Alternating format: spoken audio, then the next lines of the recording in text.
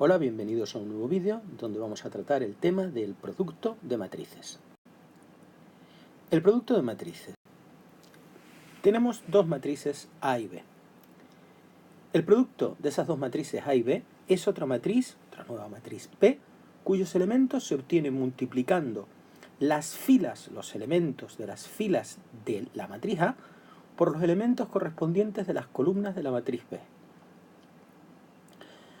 Así, los P sub i j serían los sumatorios de los productos de A sub i j por B sub kj.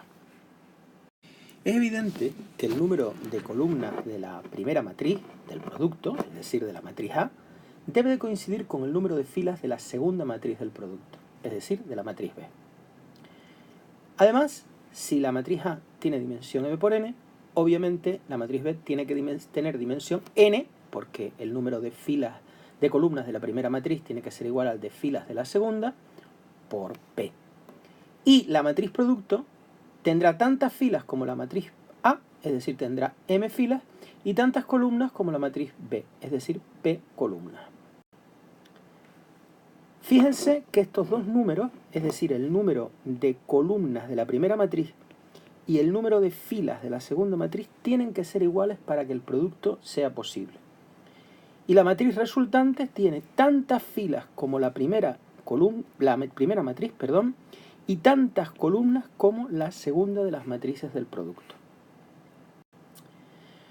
Por ejemplo, si tengo yo una matriz 2 por 2 y una 3 por 3, no se pueden multiplicar porque el número de columnas de la primera matriz es distinto del número de filas de la segunda. Aquí sí que podríamos multiplicar y aquí tendríamos cómo sería el producto de dos matrices, que sería multiplicar los elementos de una fila, de la primera fila, por los correspondientes de la primera columna, R por A sub 1 más S por B sub 1. Ahora la primera fila por la segunda columna, R por A sub 2 más S por B sub 2, y lo colocaría aquí. Primera fila por tercera columna, R por A sub 3 más S por B sub 3, y lo colocaría aquí. Y ahora igual, pero con la segunda fila. Segunda fila por primera columna, T por A sub 1 más U por B sub 1. Segunda fila por segunda columna, T por A sub 2 más U por B sub 2. Y segunda fila por tercera columna, T por A sub 3 más U por B sub 3. El producto de matrices es posible entonces cuando coincide el número de columnas de la primera matriz con el número de filas de la segunda matriz. Estos dos números, como hemos dicho, deben coincidir para que el producto sea posible. Si no coinciden, no se puede hacer. Una matriz 3 por 3 por una 3 por 2 sí que se podría hacer porque el número de columnas de la primera matriz coincide con el número de filas de la segunda. Y obtendría como resultado una matriz que tiene tantas filas como la primera matriz, es decir, 3, y tantas columnas como la segunda, es decir, 2. ¿Cómo sería este producto? Pues primera fila por primera columna, 1 por menos 1, más 2 por menos 3, más menos 1 por 0. Y lo coloco aquí, indicado. Ahora, primera fila por segunda columna, y lo coloco aquí. 1 por 2, más 2 por 1, más menos 1 por 2. Ahora, segunda fila por primera columna. 0 por menos 1, más menos 1 por menos 3, más 1 por 0. Lo coloco aquí. Segunda fila por segunda columna, 0 por 2, más menos 1 por 1, más 1 por 2. Y por último, tercera fila por primera columna, 2 por menos 1, más menos 2 por menos 3, más 1 por 0. Lo coloco aquí. Y segunda fila por segunda columna. 2 por 2, más menos 2 por 1, más 1 por 2. Y lo coloco aquí. Y hago esas operaciones y me daría este resultado, que es una matriz 3 por 2, que es la matriz producto. ¿Qué propiedades tiene el producto de matrices? Imaginemos que tenemos dos matrices, A de dimensión m por n, B de dimensión n por p, para que se pueda hacer el producto, y C de dimensión pues P por R. Si yo tengo el producto de A por B y el resultado multiplicado por C, es lo mismo que multiplicar A por el producto obtenido al multiplicar B por C. Esta es la propiedad asociativa. Luego tenemos el elemento unidad. Imaginemos que A es una matriz de dimensión M por N y I es la matriz unidad, o la matriz identidad. Recordemos que la matriz unidad de orden 2 era 1, 0, 0, 1. La de orden 3 es una matriz cuadrada donde todos los elementos son 0 menos los de la diagonal principal, que son 1. Esta es la matriz de orden 3.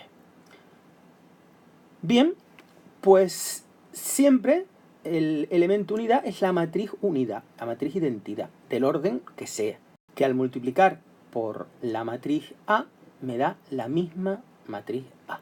Esa es la matriz unidad del orden correspondiente. Propiedad distributiva del producto respecto a la suma de matrices. Si yo tengo una matriz multiplicando a la suma de 2, esto sería lo mismo que A por B más A multiplicado por C.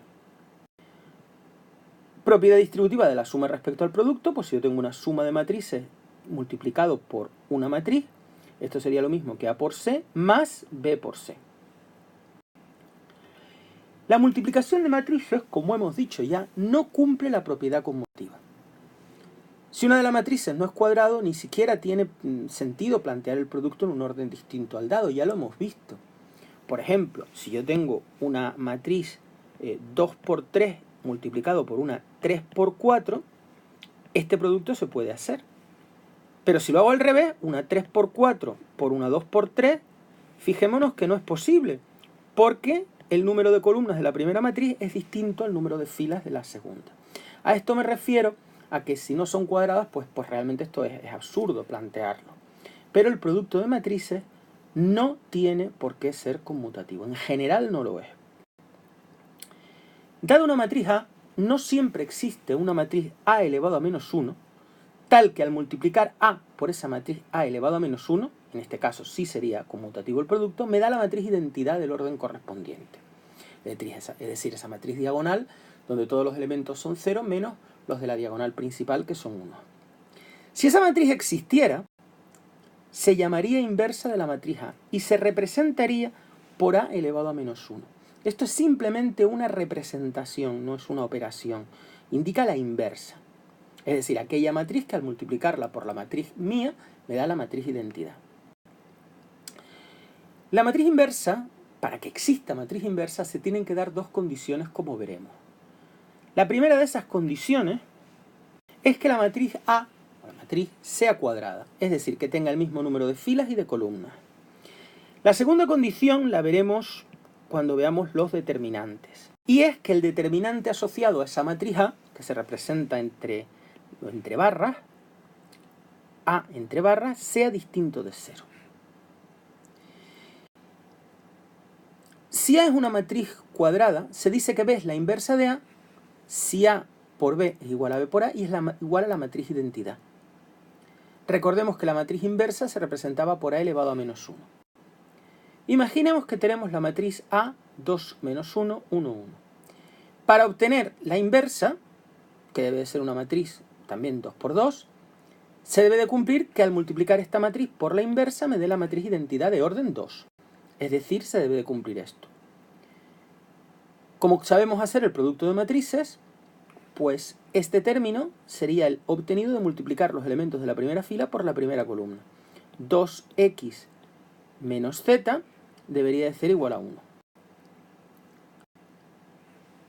Ahora, este elemento se obtendría de multiplicar la primera fila por la segunda columna. 2i menos t igual a 0. 2i menos t igual a 0. Este elemento de multiplicar los elementos de la segunda fila por la segunda columna. X más z igual a 0. X más z igual a 0. Y este último término sería multiplicar los elementos de la segunda fila de la primera matriz por la segunda columna. Y más t igual a 1. Resolviendo este sistema, obtendría lo que vale x, lo que vale y, lo que vale z y lo que vale t, es decir, la matriz a elevado a menos 1, que sería simplemente sustituir x por 1/3, y por 1/3, z por menos 1/3 y t por 2/3.